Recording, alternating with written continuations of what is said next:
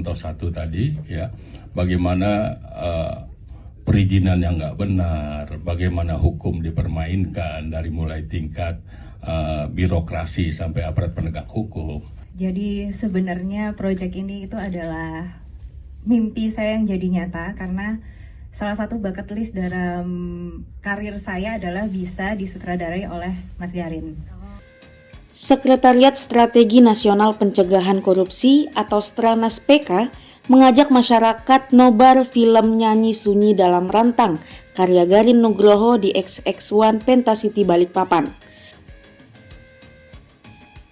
Film ini menjadi bagian dari aksi pencegahan korupsi tahun 2025 hingga 2026 dengan mengundang Kepala Daerah Kota Balikpapan, pimpinan Satuan Kerja Perangkat Daerah atau SKPD Kota Balikpapan, tokoh dan pegiat anti korupsi, media, akademisi, juga masyarakat sipil. Kegiatan ini bertujuan sebagai ruang refleksi strategis untuk memperluas pemahaman publik terhadap 15 aksi prioritas Stranas PK melalui pendekatan budaya dan komunikasi serta mendorong komitmen kolektif. Untuk diketahui, film ini menyoroti 4 kisah nyata ketidakadilan hukum di Indonesia dengan menceritakan pengacara muda idealis bernama Puspa yang berjuang membela masyarakat kecil. Meski sering kalah, Puspa tak pernah lepas dari rantang merahnya, simbol harapan yang tetap menyala di tengah sistem hukum yang timpang. Baik, ya, jadi kita tahu bahwa masyarakat suatu kota ini terdiri dari berbagai strata pendidikan dan saya tidak bilang kasta ya, jadi ada berbagai macam kualifikasinya. Jadi saya tadi menyimak dan melihat memang ini yang terjadi di realitas kita di kehidupan sehari-hari. Masyarakat yang paham terkait undang-undang atau regulasi, tetapi ternyata banyak masyarakat yang tidak memahami. Ya, terima kasih. Sebetulnya ini kan bukan media yang baru ya, cuma cara pendekatan cerita alur itu yang berbeda. Gitu. Kalau dulu mungkin teman-teman, apalagi generasi saya kan, suka lihat film layar tancap tuh, ya pakai mobil film keliling kan modelnya seperti itu. Iya, misbar, gerimis bubar kata Pak Wakil Wali Kota. Jadi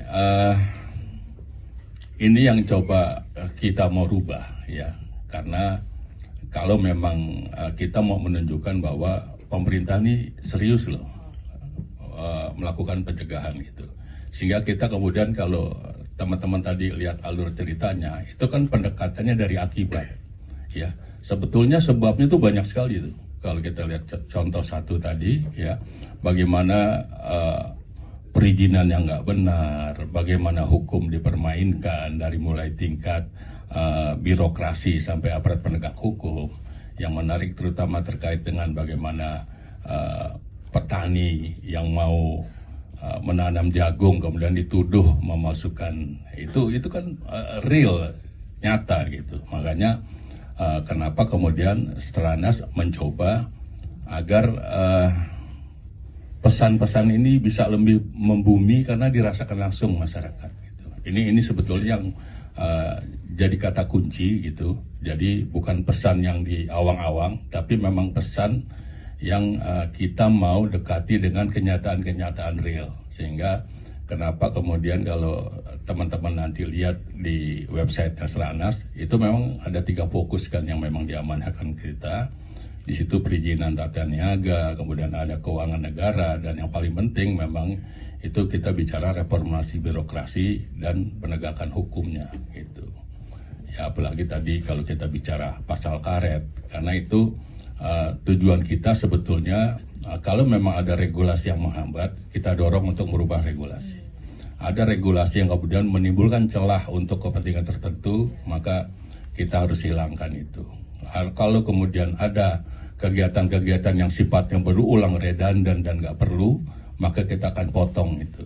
Ya, makanya kemudian pendekatan yang paling sekarang kita dorong adalah kalau tadi dilihat di awal film itu adalah digitalisasi.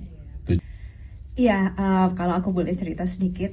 Jadi sebenarnya proyek ini itu adalah mimpi saya yang jadi nyata karena salah satu bucket list dalam karir saya adalah bisa disutradarai oleh Mas Garin. Dan akhirnya terwujud dalam film ini. Dan saya cukup kaget juga sebenarnya ketika beliau secara langsung menawari saya proyek ini gitu kan. Dan mau nggak mau istilahnya mau ready nggak ready tapi harus bisa pada saat itu karena waktu itu saya sedang dalam proyek film di Jogja juga dan harus berangkat ke Bali untuk proyek film lainnya, jadi kayak in the middle, di tengah-tengah gitu. Jadi dengan jangka waktu syuting yang benar-benar terbatas dan straight dan readingnya juga lumayan terbatas gitu, persiapannya juga, tapi saya tidak bisa menolak beliau, tawaran beliau, karena ketika saya baca saya udah jatuh cinta banget sama karakternya Puspa. Dan dengan keadaan yang sangat istilahnya persiapan yang minim ini, itu juga yang bikin saya kok bisa mungkin challenging gitu, tantangannya bisa nggak ya kira-kira gitu. Tapi ternyata saya melihat saya dan Puspa ini ada persamaan yang membuat saya bisa masuk ke dalam karakternya Puspa sebegitu dalam gitu. Jadi kalau Puspa dia berjuang untuk orang-orang dengan ketidakadilan hukum, dengan kelebihan yang ia miliki sebagai seorang pengacara. Dan kalau saya sampai sekarang saya masih berjuang bersama teman-teman di WWF Indonesia dalam kampanye lingkungan. Jadi setidaknya apa yang saya rasakan itu bisa dirasakan Puspa. Rasanya tuh seperti kita campaign panjang lebar, tapi kayak nggak pernah bisa nyampe gitu. Kayak ketahan di sini. Seperti yang Puspa rasakan kan, dia selalu kayak ketahan di tenggorokan, kayak mau teriak nggak bisa, mau nangis juga nggak bisa, abis kayak ketahan gitu, ketelan gitu. Dan rasa itu tuh nggak bisa nggak bisa instan untuk dimasukkan ke dalam untuk pendalaman ya. Dan itu yang saya ambil ketika saya memasuki karakter Puspa ini, karena itu yang saya rasakan juga. Dan ternyata itu salah satu alasan juga Mas Gari memilih saya. Jadi bisa dibilang itu adalah sebuah keberuntungan untuk saya bisa memerankan karakter Puspa ini. Download Tribun X sekarang, menghadirkan lokal menjadi Indonesia.